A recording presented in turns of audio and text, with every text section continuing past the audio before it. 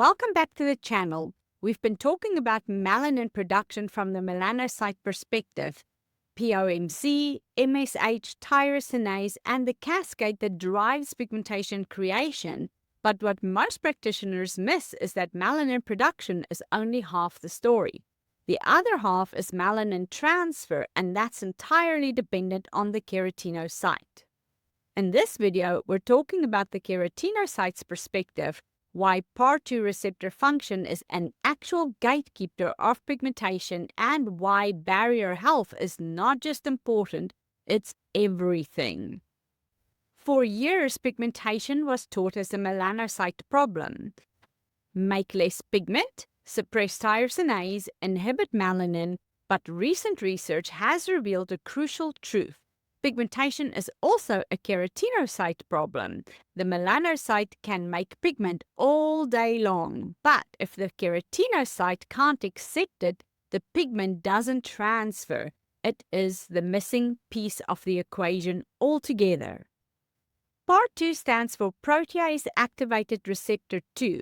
It's a G protein coupled receptor expressed on keratinocytes but not on melanocytes. This receptor is the actual gatekeeper that determines whether melanocore transfer occurs. Think of it this way. Melanocytes make pigment, but the keratinocytes decide whether to accept it. PAR2 is the acceptance mechanism. I often explain it as a lock and key mechanism. When PAR2 is activated, it triggers melanocore phagocytosis. The keratinocyte then actively engulfs the pigment itself. When PAR2 is not activated or is not functional, melanocore cannot be transferred. Pigment accumulates at the melanocyte-keratinocyte junction instead of transferring upwards. And here's the recent discovery that changes everything. It's not intact melanosomes that transfer, it's the melanocores. A melanocore is the naked pigment core extracted from the melanosome membrane without the protective coating.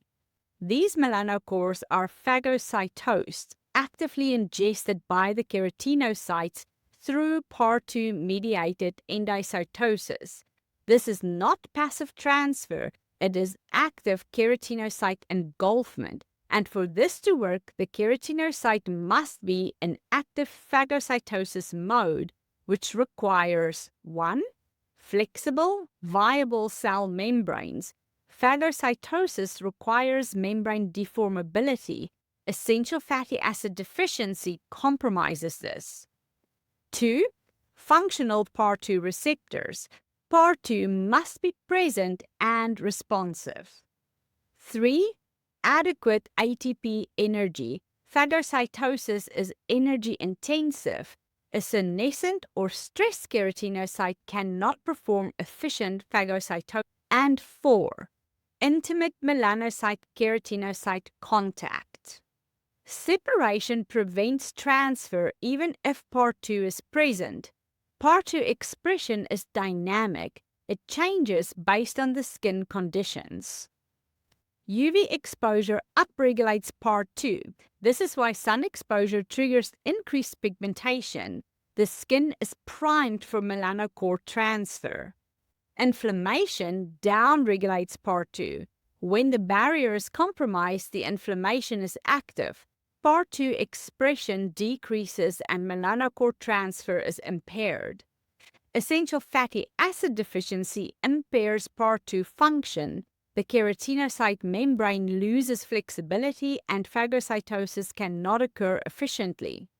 Dehydration of the stratum corneum reduces PAR2 responsiveness. A dehydrated keratinocyte is less able to perform energy-intensive phagocytosis. And a noteworthy point is that the barrier dysfunction of any kind suppresses PAR2 activity. This is why barrier repair is non-negotiable for pigmentation management. You're not just treating a symptom, you are restoring mechanisms by which pigment is transferred, and that is pure corneotherapy. The stratum corneum, the keratinocyte, is the foundation of all skin health, including pigmentation management. When the stratum corneum is healthy, keratinocytes are viable and flexible. Part 2 receptors are expressed and functional melanocore phagocytosis works normally. Pigment transfers upwards and desquamates naturally. But when the stratum corneum is compromised, keratinocytes are inflamed, dehydrated, rigid part 2 expression is downregulated, melanocore cannot be phagocytosed, and pigment accumulates at the basal layer. The solution is not suppressing melanin production. The solution is restoring keratinocyte function, and this is why your pigmentation protocols work. You're not treating pigmentation, you are treating the keratinocyte and the melanocyte along with restoring the skin's barrier protection. What this means in practice is that when a client comes in with pigmentation, you're not asking, how do I suppress melanin? What you're asking is, why is the keratinocyte not accepting melanocore normally? Is the barrier compromised? Is the part 2 function impaired? Is the stratum corneum viable? Your protocol isn't brightening. Your protocol is barrier restoration. You're not attacking a symptom, you're restoring the mechanism. And this is the difference between temporary fading and sustainable results.